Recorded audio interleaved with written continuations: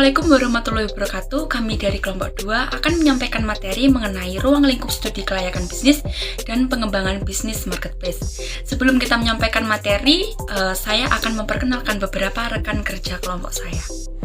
Berikut ini adalah anggota kelompok 2, ada Risma Rahyuningsih, Revi Anis, Hatim Amirul, M. Syaifullah, Yenti Deva, dan Mufidatul Malah. Untuk materi yang pertama, kami akan menyampaikan objek dan proyek studi kelayakan bisnis, yang kedua metode mempelajari studi kelayakan bisnis, yang ketiga tahapan studi kelayakan bisnis, keempat kriteria penilaian, dan yang kelima pengembangan bisnis di marketplace.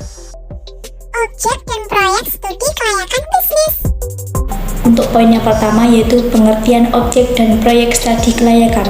Studi kelayakan adalah studi yang dipergunakan untuk menilai kelayakan suatu investasi, baik pada sebuah proyek ataupun bisnis yang akan dimulai atau sedang berjalan. Objek studi kelayakan adalah proyek yang akan dijadikan sasaran dalam studi kelayakan. Proyek sendiri adalah kegiatan yang direncanakan dan dilaksanakan dalam satu bentuk kesatuan dengan menggunakan berbagai sumber daya untuk mendapatkan benefit atau manfaat. Untuk poin yang kedua yaitu objek dari proyek.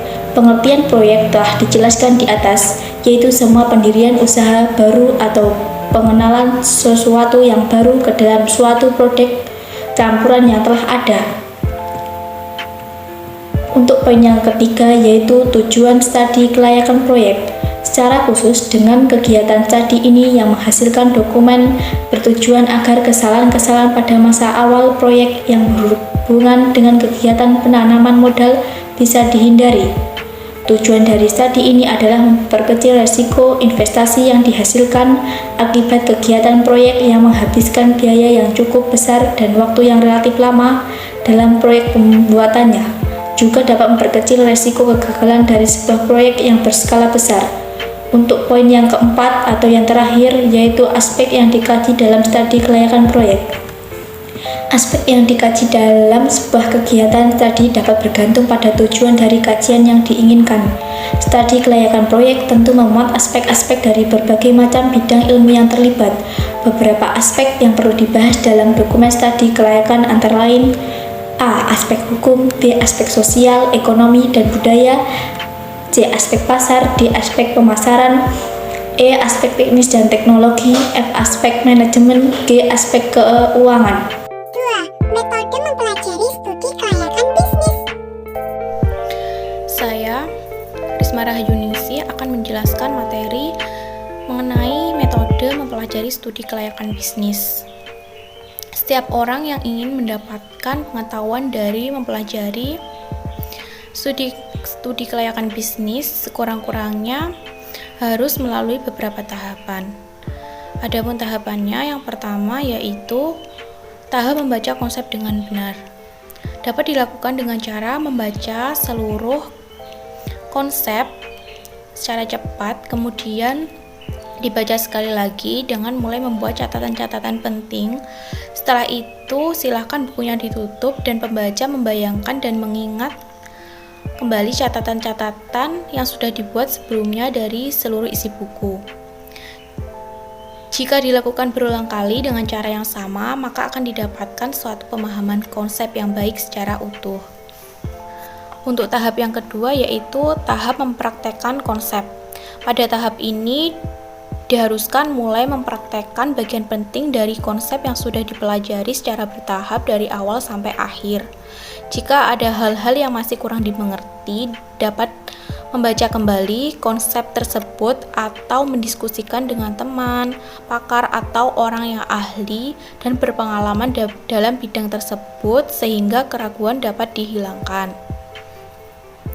Jika telah selesai dipraktekkan, sebaiknya diuji kembali kebenarannya agar hasilnya meningkatkan keterampilan bagi pembaca.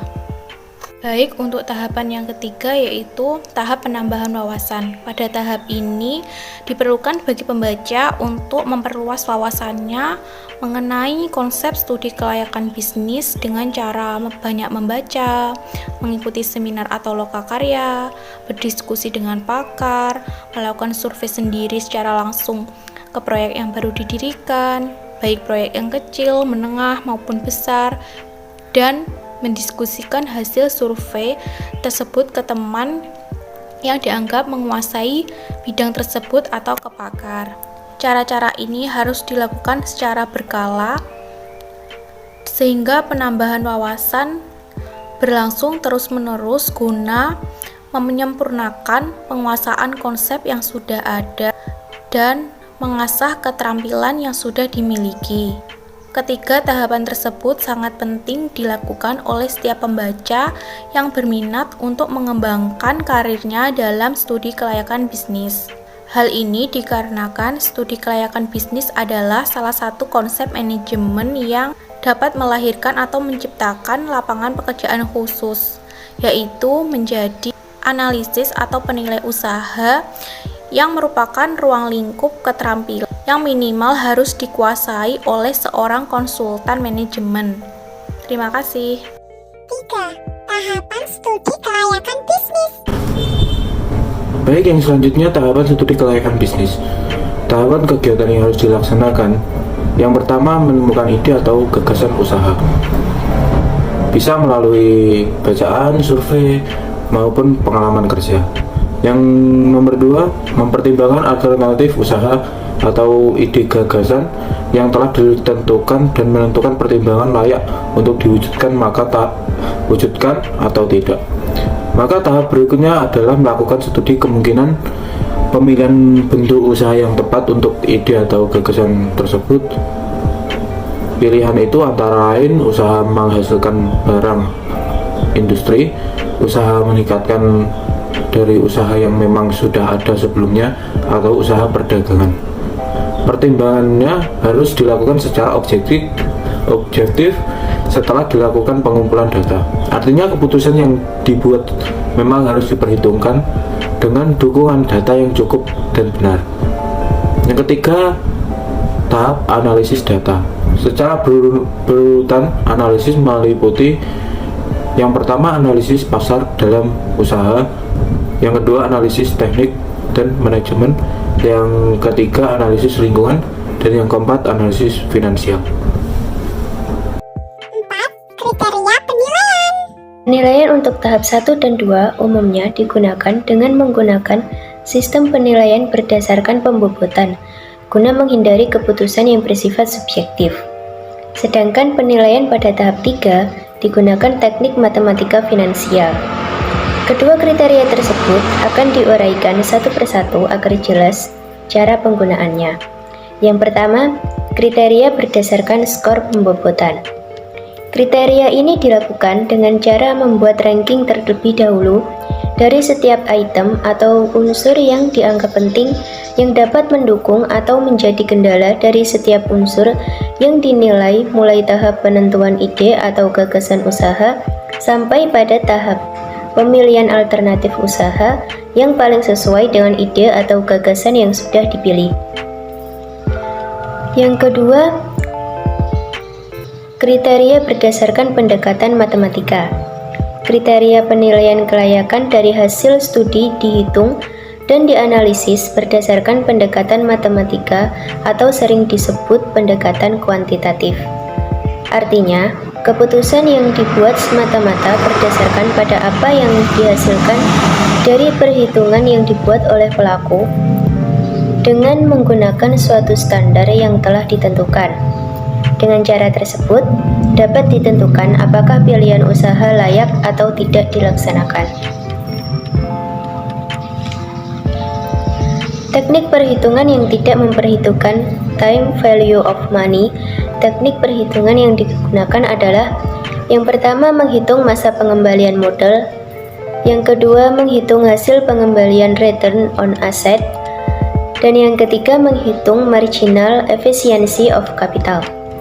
Sedangkan teknik perhitungan yang berdasarkan time value of money adalah yang pertama benefit cost ratio atau profitability index, yang kedua net present value, dan yang ketiga interest rate of return.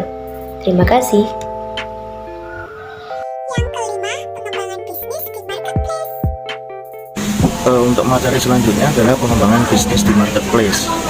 Seperti yang kita tahu, marketplace adalah perantara antara penjual dan juga pembeli yang melalui sistem dunia maya atau dunia online.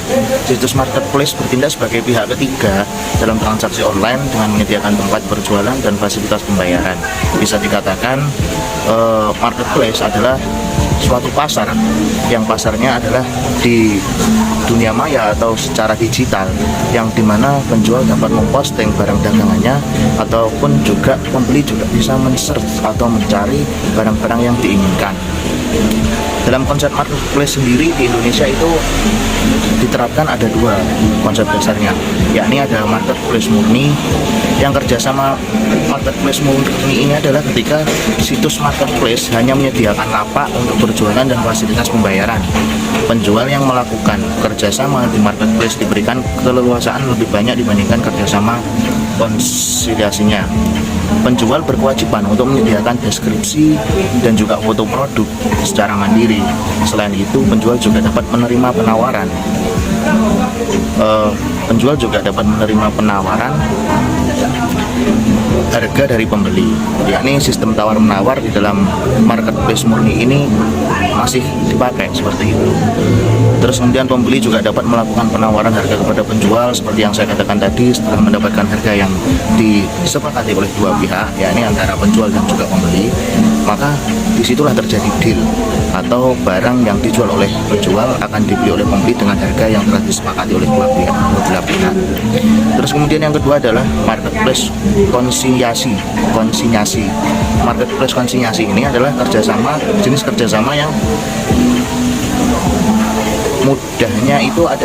bahasa mudahnya itu adalah dititipkan barang. Jika penjual melakukan kerjasama konsinyasi dengan situs marketplace, ia hanya perlu menyediakan produk dan detail informasi dari pihak marketplace dan detail informasi kepada pihak marketplace. Jadi si pihak penjual hanya perlu menyediakan barang, foto produk, kemudian yang dimana barang tersebut akan dititipkan kepada pihak marketplace, dan penjual juga memposting atau menyertakan detail informasi suatu produk tersebut kepada pihak marketplace seperti itu. Perbedaan yang mendasar adalah terletak pada tanggung jawab penjual dan pembeli, sedangkan kerjasama konsinyasi semua alur transaksi langsung dikelola atau ditangani oleh pihak dari marketplace sendiri atau situs online atau situs marketplace-nya sendiri. Ada beberapa banyak contoh di Indonesia marketplace yang mungkin sudah kita semua tahu atau yang hari ini berkembang pesat di Indonesia. Di antaranya ada seperti contoh, ada di Tokopedia, ada Bukalapak, ada Shopee, Lazada, terus kemudian juga ada Blibli, dan masih banyak marketplace yang lainnya. Baik, saya akan melanjutkan materi mengenai pengembangan bisnis di marketplace. Indikator dari aktivitasnya marketplace ditentukan oleh kemampuan marketplace tersebut dalam memfasilitasi transaksi, mempertemukan penjual dan pembeli, serta menyediakan infrastruktur.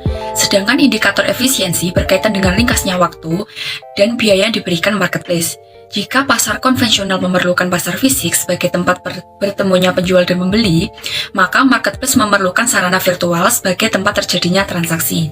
Marketplace merupakan platform transaksi bisnis online yang menyediakan metode elektrik untuk memfasilitasi transaksi komersil seperti menjual barang, jasa, ataupun informasi secara online antara pembeli dan penjual. Berikut juga dibahas bagaimana langkah-langkah atau alur yang harus dilakukan dalam mengembangkan bisnis di marketplace. Baik, untuk langkah yang pertama, siapkan produk berkualitas dan memiliki daya saing. Yang kedua, sediakan definisi produk dan gambar yang baik. Dan yang ketiga, mulai mendownload aplikasi dan mulai memposting. Dan yang keempat, tambahkan foto produk. Yang terakhir, tambahkan rekening pembayaran. Terima kasih. Nah, begitulah pemaparan mengenai ruang lingkup studi kelayakan bisnis dan pengembangan bisnis marketplace. Semoga bermanfaat. Stay safe, stay healthy.